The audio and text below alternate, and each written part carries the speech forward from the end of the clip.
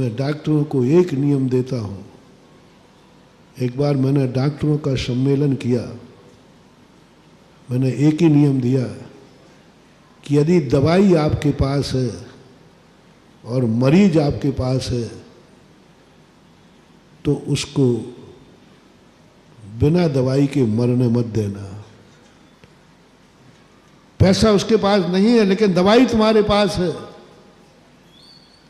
तो उसको दवाई दे देना, उसका ऑपरेशन कर देना, उसके लिए इस प्रकार की व्यवस्था कर देना।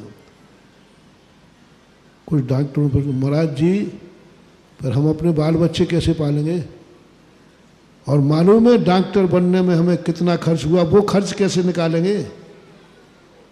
हर व्यक्ति ऐसे आ जाएगा, हर व्यक्ति ऐसे आ जाएगा। हम गरीबों को करेंगे तो गरीबों की तो लाइन लग जाएगी। महाराज नियम नहीं लिया उन लोगों ने, मुझे बड़ा दुख हुआ। कल्पना करो महानुभाव, यही यदि सुषेण वैद्य कर देता तो आज बताओ दुनिया का क्या होता। क्या श्री राम दुनिया के सामने जिंदा रह पाते? क्या लक्ष्मण जिंदा रह पाता? क्या विदेही जिंदा रह पाती?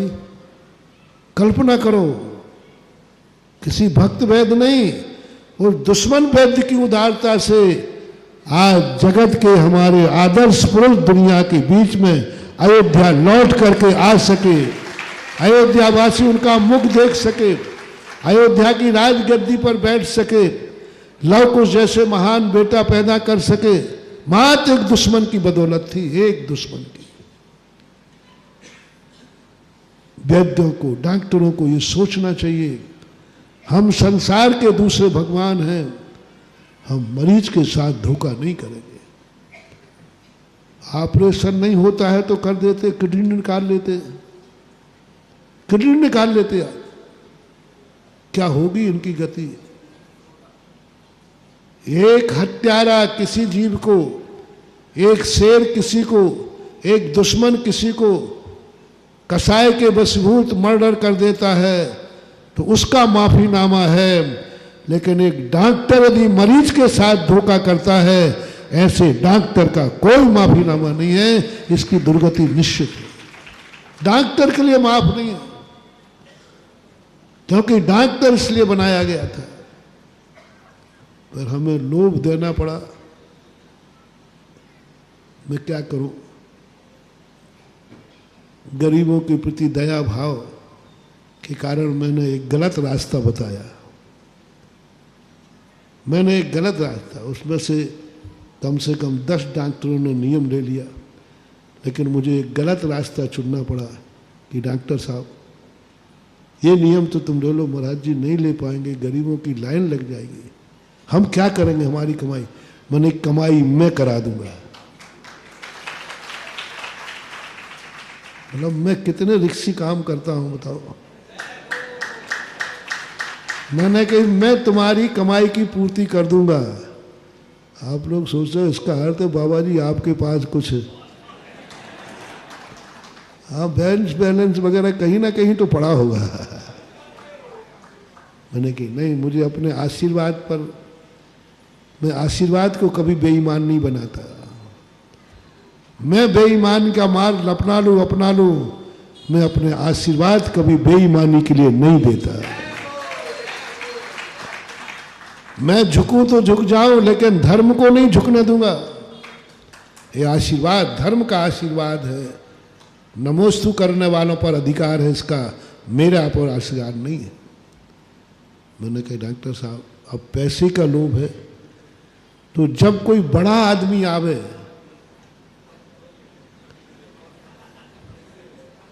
उससे तुम 10 गुनी फीस ले लेना, 5 रुपए की दवाई 50 रुपए में देना।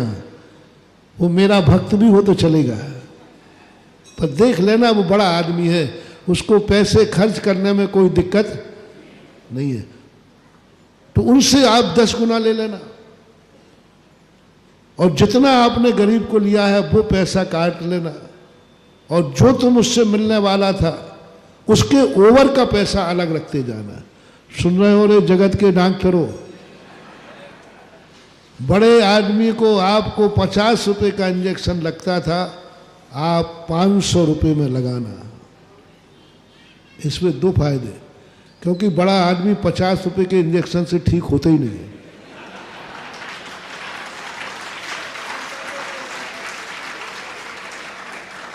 इंजेक्शन वही हो, लेकिन 500 का लगाती हूँ, हाँ नहीं, ये मुझे और किसी ने नहीं। एक बार अशोक पाटनी को फ्रैक्चर हुआ,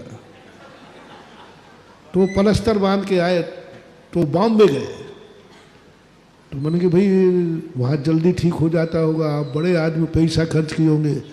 बोले महाराज पैर तो उतने ही दिन में ठीक होगा जितने दिन में गरीब का होता है। तो मैंने कहा पलस्तर यहीं बंधवा लेते। बोले महाराज हम बड़े आदमी हैं, यहाँ 500 रुपये में बढ़ जाता है, वहाँ हमारे लाखों रुपया खर्च हुए, अब मैं ठीक हो जाऊंगा क्योंकि लाखों का पलस्तर बंधा है। मैंने पलस्तर कोई वीआईपी नहीं, वही है बड़ा आदमी से थोड़ा पैसे ऐंठ लिया करो। सुन रहे हो ठगी लोगों, जिसको पैसे देने में कोई फर्क पड़ने वाला, लेकिन जो बड़े आदमी से आपका 50 रुपए का इंजेक्शन आपने कितने में देने को कह दिया, मैंने बैलेट कर रहा हूँ, आशीर्वाद दे रहा हूँ, कितने का कर दिया? 450 रुपए का। आप अपने 50 रुपया रख लीजिए अलग, और 450 स्टोर में रख दीजिए, उसमें 9 गरीब मरीजों को इंजेक्शन दे देना। वो पैसा तुम्हारा नहीं, वो पैसा मेरा है। मैं तुम्हें कला सिखा रहा हूं, उस दोष का भागीदार मैं बनूंगा, और मैं उस दोष का जो हश्र होगा भुगतने को तैयार हूं। पर 9 मरीजों की जान बचा लेना, उसको वापस मत जाने देना, तुम्हारा घाटा पूरा हो जाएगा और मरीज की, लेकिन जाने मत दो। जिसके पास जो शक्ति है, मोटिवेशन, जिसके पास जो शक्ति है, उस शक्ति से दुखी आदमी को देखकर सबसे पहले दुख दूर करो। वो कौन है तुम्हारा, कैसा है? कुछ नहीं, सबसे पहला काम क्या है? उसका दुख दूर करना। हाँ कोई चोर डाकू हो तो बात अलग है, उसके लिए नहीं, लेकिन चोर डाकू नहीं है तो ऐसी स्थिति, ऐसी करुणा, ऐसी दया, ऐसी अहिंसा हमारी आत्मा में उतर जाए, तब कहना मेरा धर्म आत्मा का धर्म हो गया। आज धर्म जाति का धर्म हो गया, कुल का धर्म हो गया, बाहर का धर्म हो गया, अहंकार का धर्म हो गया। मैं फलाने धर्म को मानने वाला, मैं फलानी जाति का धर्म, ये सब हो गया। इसी पे तो लड़ रहे, मर रहे अपन लोग।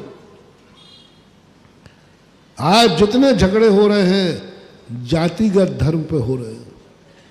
आज जितने झगड़े हो रहे हैं व्यक्तिगत धर्म पे हो रहा है। ये धर्म मेरा, ये धर्म मेरी जाति का, ये धर्म मेरे कुल का।